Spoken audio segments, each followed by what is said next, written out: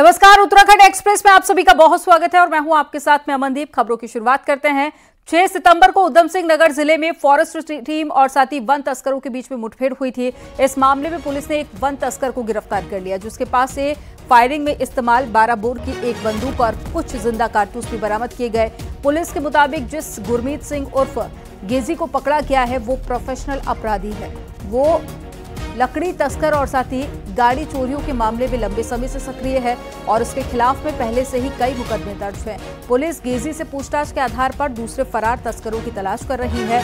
आपको बता दें कि 6 सितंबर को वन तस्करों ने फॉरेस्ट की पीपल पड़ाव रेंज की टीम पर ताबड़तोड़ फायरिंग की थी और इस दौरान 4 फॉरेस्ट कर्मचारियों को गोली लगी थी, जिसमें एक रेंजर और 3 फॉरेस्ट गार्ड शामिल हुए थे। इन चारों का अभी भी इलाज चल रहा है।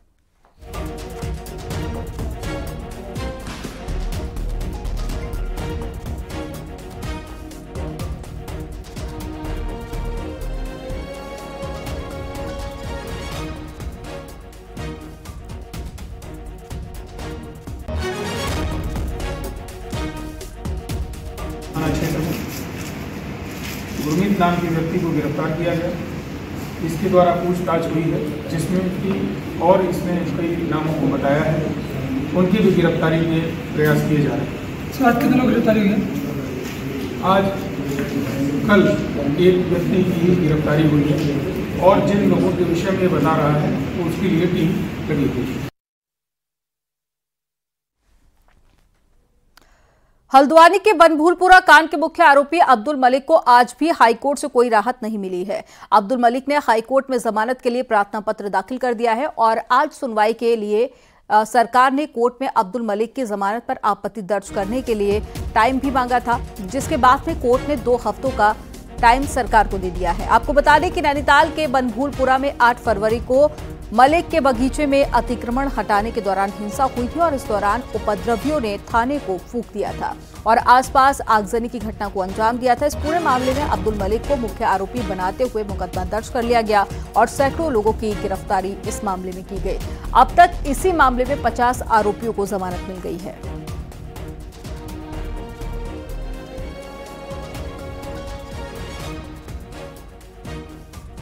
उन्हीं के डायरेक्शन के अंतर्गत हमने ये अपील लगाई और उस अपील में सरकार ने 2 हफ्ते का ऑब्जेक्शन फाइल करने का समय मांगा। 16 अक्टूबर।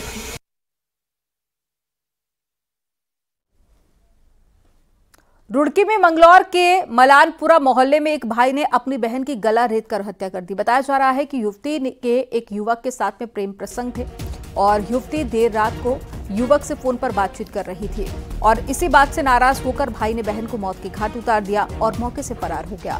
पुलिस के मुताबिक हत्या के समय घर में कोई नहीं था, इसलिए आरोपी युवक हत्या के बाद मौके से फरार हो गया, लेकिन पुलिस ने अब आरोपी को पकड़ लिया है। कोतवाली क्षेत्रांतर्गत मलानपुरा कस्बे में एक युवती की हत्या उसके ही सगे भाई के द्वारा किए जाने की सूचना पुलिस को प्राप्त हुई थी। इस सूचना पर इंस्पेक्टर मंगलौर और पुलिस फोरेंसिक मोबाइल यूनिट ये सभी मौके पर पहुंचे थे। पंचायतनामे और पोस्टमार्टम की कार्रवाई अमल में लाई जा रही है। सोमवार को कुमाऊं के मैदान उधम सिंह नगर में कांग्रेस ने अपनी ताकत दिखाने की कोशिश की और कई मुद्दों को लेकर सरकार के खिलाफ प्रदर्शन किया। आखिर क्या थी इनकी वजह और क्या इसके मायने हैं, एक रिपोर्ट में आपको दिखाते हैं। कुमाऊं की तराई के इस मंच में मिले कांग्रेस के बड़े नेताओं के ये हाथ राज्य की बीजेपी सरकार को खुली चुनौती दे रहे हैं, वो भी बिगड़ती कानून व्यवस्था, बढ़ते महिला अपराध, भ्रष्टाचार और बेरोजगारी को लेकर। कांग्रेस निकाय, पंचायत और केदारनाथ उपचुनाव से पहले पूरी तरह से हल्ला बोल के मूड में आ चुकी है, जिसकी बानगी सोमवार को रुद्रपुर में कलेक्ट्रेट घेराव के दौरान देखने को मिली। चंद लोगों को निशाने में रखा जा रहा है। तमाम मुद्दे हैं, इन मुद्दों को लेकर आज हम सड़क पर उतरने को मजबूर हैं। सदन में हमारी बात को सुना नहीं जाता है। सदन में जो हमारे सवाल हैं सरकार उनके जवाब देने को कतराती है। आज हमने यहाँ से शुरुआत की, उधम सिंह नगर से शुरुआत की है और ये लड़ाई हमारी आगे तक जारी रहेगी, बदस्तूर जारी रहेगी। पूर्व सीएम हरीश रावत तो लंबे समय बाद कांग्रेस के किसी कार्यक्रम में आई इतनी भीड़ देखकर इतने गदगद हुए कि उन्होंने 2027 में कांग्रेस की सत्ता में वापसी का ऐलान तक कर दिया।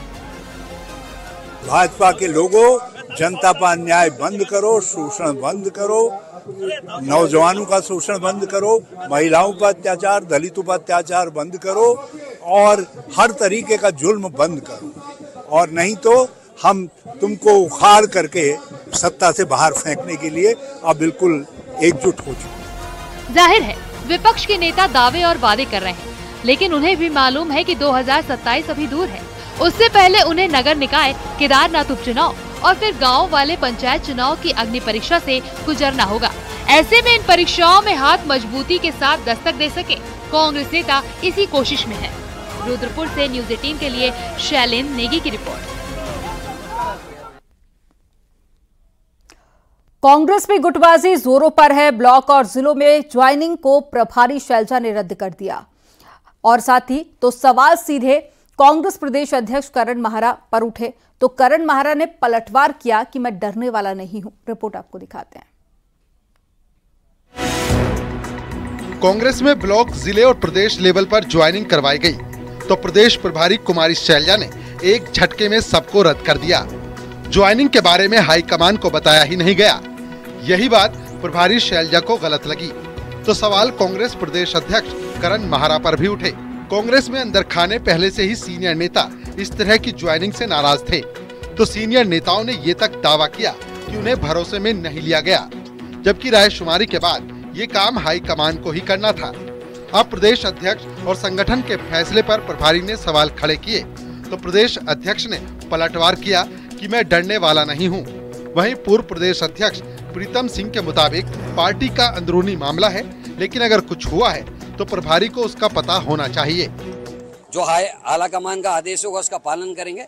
पत्र क्योंकि मैंने खुद नहीं पढ़ा है, सोशल मीडिया से मैंने देखा है और देहरादून पहुंच के मैं उसका संज्ञान लूंगा, पढ़ूंगा और तब मैं अपने हाईकमान से इस पे प्रभारी जी से लेकर ऊपर हाईकमान तक इसमें बात करूंगा। जो सच है उसको उनको सामने पहुंचाऊंगा। मैं घबराता नहीं। देखिए ये हमारी पार्टी का अंदरूनी मामला है और अगर ऐसा कुछ हुआ है तो स्वाभाविक बात है कि प्रभारी जी को विश्वास में लेकर के होना चाहिए था, लेकिन मैं समझता हूं कि निकट भविष्य में शीघ्र जो है नियुक्तियां होंगी। न डरने की बात कहकर कांग्रेस प्रदेश अध्यक्ष करण माहरा ने प्रभारी को खुली चुनौती दे डाली है। तो अब करण माहरा साबित करेंगे कि नई ज्वाइनिंग ठीक है या प्रभारी शैलजा का ये लेटर जिसमें ज्वाइनिंग को गलत बताकर रद्द कर दिया गया। वहीं लेटर वायरल करने वाले बीजेपी प्रदेश अध्यक्ष महेंद्र भट्ट का कहना है कि ये कांग्रेस के हाल पर सवाल है। तो मुझे लगता है कि कांग्रेस जो आंतरिक द्वंद्व है उस द्वंद्व का ही एक संदेश कल देखने को मिला है और कांग्रेस को भाजपा के अंदर ताक झांक करने की कम आवश्यकता है। अपने दल को सुधारें और कैसे निर्णय प्रदेश अध्यक्ष करते हैं कि नेतृत्व को बिना बताए कुछ निर्णय होते हैं। लेटर वॉर में कौन सही है और कौन गलत, ये तो अब कांग्रेस का हाईकमान बताएगा। लेकिन जो विवाद अब तक कांग्रेस में अंदर खाने था, उस विवाद में अब कांग्रेस प्रदेश अध्यक्ष कह रहे हैं कि मैं डरने वाला नहीं हूं। रुड़की से मनोज, हल्द्वानी से शैलेंद्र के साथ दीपांकर भट्ट, न्यूज 18 देहरादून। हिमालय दिवस के मौके पर देहरादून मुख्य सेवक सदन में आयोजित कार्यक्रम में मुख्यमंत्री पुष्कर सिंह धामी शामिल हुए। इस दौरान सीएम ने कहा कि हिमालय के सरोकारों से जुड़े विषयों के लिए कमेटी गठित की जाएगी और ये कमेटी महानिदेशक यूकॉस्ट दुर्गेश पंत के संयोजन में होगी। और इस मौके पर मुख्यमंत्री ने हिमालय के संरक्षण और संवर्धन के लिए काम कर रहे लोगों का आभार भी व्यक्त किया। मुख्यमंत्री ने कहा कि जलवायु परिवर्तन तेजी से हो रही है और साथ ही देहरादून में भी इस साल तापमान में काफी वृद्धि हुई है। अगर तापमान इसी तेजी के साथ में बढ़ता रहा तो आने वाले समय के लिए ये चिंताजनक होगा। हमें हिमालय, जल और जंगल के संरक्षण की दिशा में मिलकर प्रयास करने चाहिए।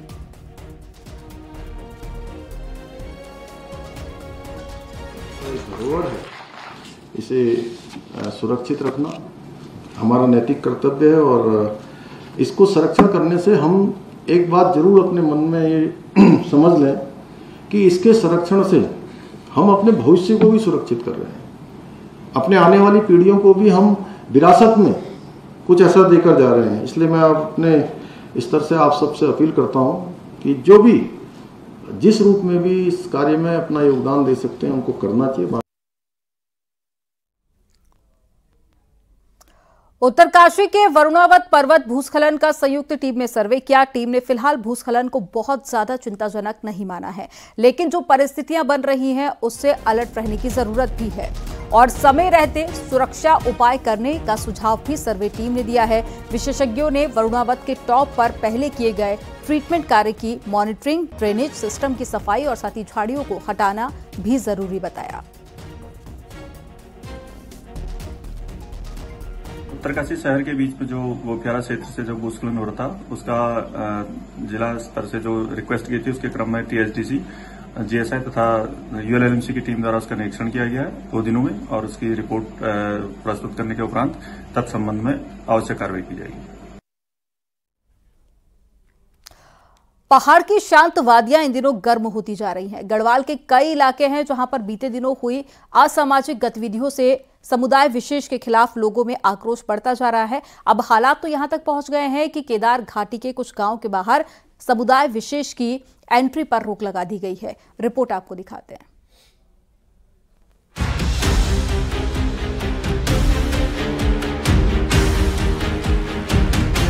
बीते कई दिनों से गढ़वाल में हुई असामाजिक गतिविधियों के चलते पहाड़ की शांत वादियों में भी माहौल गर्म हो चुका है। केदार घाटी के 6 गांवों में समुदाय विशेष के लोगों के प्रवेश पर रोक लगने वाले बोर्ड लग गए हैं। इन बोर्ड की तस्वीर सामने आने के बाद पुलिस एक्टिव हुई और गांव पहुंचकर इन बोर्ड्स को हटवाया गया। उधर केदार घाटी के इन गांवों में इस प्रकार के नो एंट्री के बोर्ड लगाने के पीछे स्थानीय लोग इसे सुरक्षात्मक पहलू के तौर पर बता रहे हैं। गांव वालों का कहना है कि गांव में बाहरी लोग लूटपाट की घटनाओं को अंजाम दे रहे हैं। बिना सत्यापन के काफी लोग गांव में चले जाते हैं, फेरी वाले ये, और शराब के नशे में या किसी के साथ अभद्रता करते हैं और बार बार हमें गांव में जाके उन लोगों को नीचे लेके आके, मतलब जो भी होता है वो आप लोग समझ सकते हो कि मारपीट तक ही मामला आ जाता है। तो हम चाहते हैं जब से ये बोर्ड लगे हुए हैं तो गाँव में कोई भी फेरी वाला नहीं जा रहा है। जहाँ तक सुरक्षा का सवाल है, पुलिस की व्यावसायिक काम सुरक्षा है। जहाँ तक उनको लगता है कि हमारी सुरक्षा या कोई ऐसा संदिग्ध व्यक्ति आपके गाँव में आ रहा है और आपको लग रहा है कि साहब ये कुछ आपराधिक गतिविधियां करने में शामिल है या कर सकता है, तो इसकी सूचना पुलिस को दो, पुलिस में कार्रवाई करेगी और जो भी इसमें विधिक कार्रवाई होगा हम उसको तय करने के तैयार हैं। लेकिन इस तरह से कानून से गैर कानूनी काम मैं आपके माध्यम से कहूँगा कि ना करें।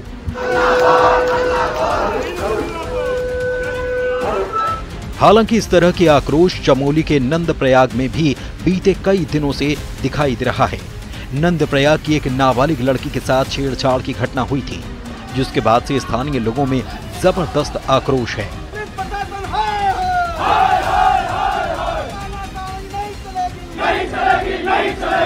आरोपी आरिफ को भले ही पुलिस ने गिरफ्तार कर लिया हो, लेकिन स्थानीय लोगों का ये भी आरोप है कि इलाके में पिछले कई दिनों से चोरी की कई घटनाएं बढ़ चुकी हैं। लोगों ने अब वेरिफिकेशन की मांग की है। हालांकि पुलिस ने भी आपराधिक गतिविधियों में लिप्त लोगों की लिस्ट बनानी शुरू कर दी है। पहाड़ों में इस प्रकार की घटनाएं ज़्यादा हो रही हैं और कारण ये है कि जो सब्जी के ट्रकों में भर भर के यहाँ पे लोग आ रहे हैं नजीमाबाद से और बाहरी राज्यों से, वो बहुत ही ज़्यादा गलत है। जो मकान मालिक है उनके यहाँ जो किराएदार रह रहे हैं, उन्होंने क्या पुलिस से सत्यापन कराया है या नहीं कराया, और इसके अलावा भी ये देखा जा रहा है कि कोई ऐसे लोग जो क्रिमिनल्स हैं या कोई क्रिमिनल रिकॉर्ड वाले लोग, बाहरी ऐसे संदिग्ध लोग तो जनपद में नहीं है। इस बारे में ये सत्यापन अभियान चलाया है। उधर कुछ ऐसा ही हाल पौड़ी जिले का भी है। यहाँ के कई गांव में अचानक चोरी की घटना में इजाफा हुआ है। लोगों का आरोप है कि बाहर से आने वाले लोग पहाड़ के शांत माहौल में अशांति फैला रहे हैं। कई गाँव में बाहरी लोगों का आना तक प्रतिबंधित कर दिया गया है ताकि उनका गांव सुरक्षित रहे। पौड़ी जिले में इसी साल अभी तक चोरी की कुल 25 वारदातें हो चुकी हैं। ग्रामीणों ने भी बिना वेरिफिकेशन के लोगों के पहाड़ में आने पर सवाल उठाए हैं। जब पलायन हुआ है तो इसीलिए बाहर का आदमी यहाँ आके छोटी छोटी हमारी जगहों पे घूमता है, यहाँ के रेकी करके जाता है, यहाँ छोटी छोटी चीजों को देखता है और उसके बाद अपने साथ और लोगों को लेकर के, या उनकी मजबूरी कहें आप, या ये कहें कि वो हमारी मजबूरी का फायदा यहाँ आके उठाते हैं। जनता की तरफ से हमारे पास बार बार ये कंसर्न आ रहा है कि जो बाहरी व्यक्ति आ रहे हैं, जो फल रेडी इत्यादि लगाने के लिए या फिर जो शॉप्स में कार्य करते हैं, उनका सत्यापन किया जाए। तो हम लोग बृहद स्तर पे एक सत्यापन अभियान पूरे जिले, जो एक जनता में एक आम परसेप्शन है कि बाहर से लोग आ रहे हैं, उनका कुछ सत्यापन किया जाए, वो हम लोग जनता के अनुसार कार्य कर रहे हैं। पहाड़ की शांति में अशांति का ये ग्रहण अचानक नहीं लगा। बीते काफी समय से कई बार अपराध करने के बाद अपराधियों का पहाड़ों की ओर रुख देखा गया है, तो कई बार गांव में खाली पड़े घरों में अपराधी छिपते रहते हैं। अब पहाड़ में वेरिफिकेशन ड्राइव की बेहद जरूरत है ताकि लोग पहाड़ में शांति की तलाश में जा सकें, न कि अशांति की वजह से पहाड़ जाना ही छोड़ दें। रुद्रप्रयाग से संदीप, चमोली से नितिन के साथ पौड़ी से आलोक रावत की रिपोर्ट।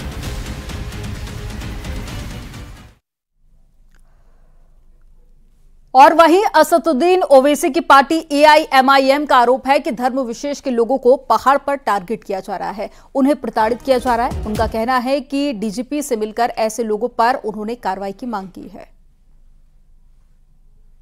मुलाकात हुई, हमने उन्हें पूरी स्थिति से अवगत कराया, उन लोगों से मुलाकात कराई जो लोग वहाँ के रहने वाले हैं, जिन लोगों के चोटें आई हुई हैं, जिन लोगों ने आधी रात को वहाँ से भागकर अपनी जान बचाई, उन लोगों से मुलाकात कराई, उनका दर्द, उनकी पीड़ा DGP साहब को सुनवाई। DGP साहब ने हमें भरोसा दिया है। और चलिए अब देखते हैं पहाड़ टॉप 10। हरिद्वार में श्यामपुर के गाजी वाली गली में एक 10 साल की बच्ची को जहरीले सांप ने काट लिया, जिसके बाद में बच्ची कोमा की हालत में बताई जा रही है। घायल का एम्स अस्पताल में इलाज जारी है। हरिद्वार के नए DM ने जिला शिक्षा अधिकारी और जिला आपदा प्रबंधन अधिकारी ऑफिस का औचक निरीक्षण किया। इस दौरान कई अधिकारी कर्मचारी नदारद मिले। DM ने सैलरी रोकने के निर्देश दिए। विकासनगर के ढकरानी गांव में सड़कों पर सीवर का पानी बह रहा है, जिसकी वजह से लोगों को भारी दिक्कतों का सामना करना पड़ा। रामनगर में पूछड़ी के ग्रामीणों ने विधायक कार्यालय का घेराव किया। दरअसल पूछड़ी में कई लोगों के घर वन विभाग की जमीन पर हैं, जिनको लेकर प्रशासन ने नोटिस दिया है। रुद्रप्रयाग में विभिन्न हिंदू संगठनों से जुड़े लोगों ने प्रदर्शन किया और कहा कि कुछ लोग बाहर से आकर पहाड़ के माहौल को खराब करने का षड्यंत्र रच रही है। नई टिहरी PG कॉलेज में अपनी 7 सूत्री मांगों को लेकर आंदोलन कर रहे छात्रों ने खून से विश्वविद्यालय कॉलेज प्रबंधन को लेटर लिखा। जल्द मांगे पूरी नहीं होने पर अनशन की चेतावनी दी। बागेश्वर में NH 309 के निर्माण काम को लेकर लोगों में गुस्सा है। लोगों ने घटिया सामान के इस्तेमाल का आरोप लगाया। अल्मोड़ा के नवनियुक्त DM आलोक कुमार पांडे ने न्याय के देवता गोलजू देवता के दर्शन किए और फिर कलेक्ट्रेट का निरीक्षण किया।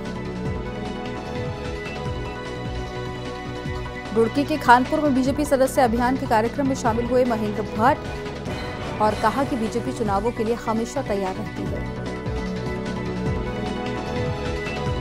टिहरी में सिद्धपीठ सुरकंडा देवी रोपवे में मेंटेनेंस और टेक्निकल सर्वे के चलते बंद कर दिया गया है। सुरकंडा देवी रोपवे 15 सितंबर तक बंद रहेगा।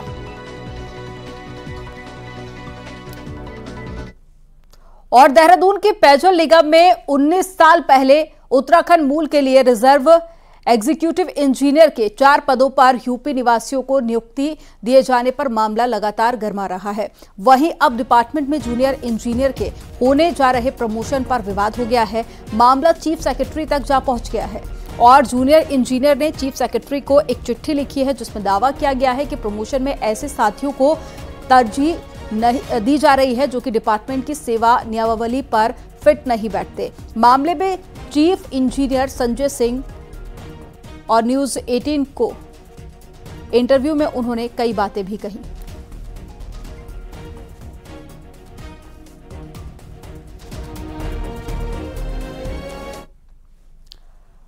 उत्तराखंड पावर कॉर्पोरेशन लिमिटेड यानी कि UPCL को इस साल की बारिश में भारी नुकसान हुआ है। प्रदेश में 15 जून से अब तक की बारिश से करीब 130 करोड़ का नुकसान हुआ है। UPCL को काफी भारी नुकसान बताया जा रहा है, जिसमें कई इलाकों में भारी बारिश के चलते बिजली की लाइनें क्षतिग्रस्त हुई और कई जगह पर बादल फटने से बिजली के खंभे और ट्रांसफार्मर में भी तेजी से पानी के बहाव में बह गए और 100 करोड़ का नुकसान अकेले केदार घाटी में आई आपदा से हुआ है। अब विभाग ने आपदा प्रबंधन विभाग से मदद मांगी है और जिससे पूरे नुकसान की भरपाई हो सके।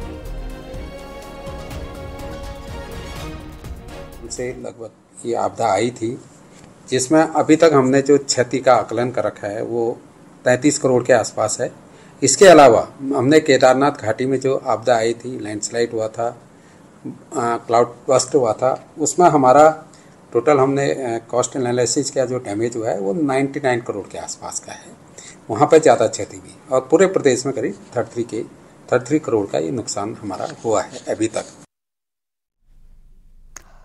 गढ़वाल सांसद अनिल बलूनी ने आज लैंसडाउन में विधायक महंत दिलीप रावत के साथ में कैंट एरिया में जनसंपर्क अभियान किया। इस अवसर पर स्थानीय नागरिकों एवं पार्टी कार्यकर्ताओं से मुलाकात की और जन समस्याओं पर चर्चा की और साथ ही समाधान के सुझाव भी लिए।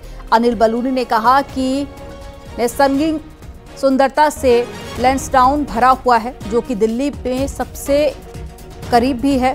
और वहीं लैंसडाउन में गढ़वाल रेजिमेंट के मुख्यालय में अनिल बलूनी पहुंचे, जहां पर कमांडेंट ब्रिगेडियर विनोद सिंह नेगी से उन्होंने मुलाकात भी की।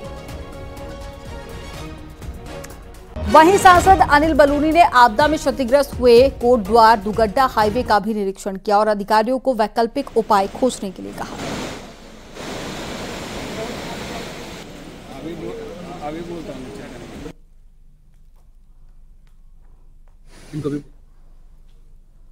देखिए, कोटद्वार से दुगड्डा के बीच में इस बार बरसात के दौरान बहुत बड़े स्तर पर लैंडस्लाइड हुआ है और सड़कें टूटी भी हैं और बहुत भारी नुकसान हुआ है और कुछ नए ऐसे पॉइंट बने हैं जिससे कि लगातार मलबा आ रहा है। मैंने अभी पीडब्ल्यूडी के अधिकारियों के साथ सारा निरीक्षण किया है और इन सारी चीज़ों को देखा है। जिस तरह की उन्होंने चीज़ें बताई हैं उन सब पे कार्रवाई भी कर रहे हैं। मैंने कहा कि सारी चीज़ें जो भारत सरकार से एनएचएस में आवश्यकता है वो सब मुझे बताएं, तुरंत बहुत कम समय के अंदर सारा फंड भी हो जाएगा और इस पर काम भी इस बार हम शुरू करा देंगे। देहरादून के जिला समाज कल्याण के ऑफिस में तब हड़कंप मच गया जब डीएम सबीन बंसल ने अचानक वहां पर पहुंचकर सभी से पूछताछ की। विभाग के कई अधिकारी और कर्मचारी तब तक ऑफिस भी नहीं पहुंचे थे। जानकारी होने पर अफसर और कर्मचारी भागे भागे दफ्तर पहुंचे। समय पर ऑफिस नहीं आने पर डीएम ने नाराजगी जताई और कहा कि कार्यप्रणाली में बदलाव नहीं हुआ तो कार्रवाई की जाएगी। लेकिन ऑनलाइन में भी हमें ये चेक करना पड़ता है कि पेंडेंसी कितने दिनों से है। तो इनके तीनों पेंशन्स में 15 दिन की 18 दिन की पेंडेंसी पाई गई है, जो कि इनको वार्न किया गया है कि नेक्स्ट टाइम से मुझे 1 हफ्ते से ज़्यादा किसी भी पेंशन स्कीम में पेंडेंसी नहीं चाहिए। और यहाँ पर वक्त हो गया एक छोटे से ब्रेक का। आप देखते रहिए न्यूज़ 18।